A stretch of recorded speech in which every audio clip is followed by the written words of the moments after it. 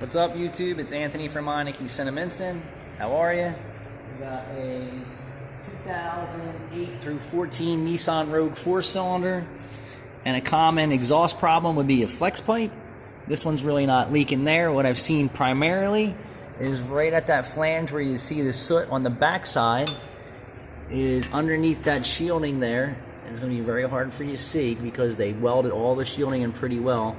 That pipe cracks right off at that flange. So if you have a Nissan Rogue that has an exhaust leak, most commonly it is going to be the front pipe. I've seen the shielding rattle loose on these in certain areas, but like I said, on this job here, it is definitely the front pipe that's busted. The rest of the exhaust system's really in good shape still.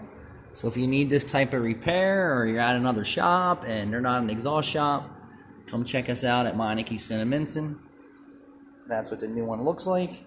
So the factory one has all this covered in shielding. You can't see what's going on, but right here, this flange completely cracks right off, and that's where the leak comes from.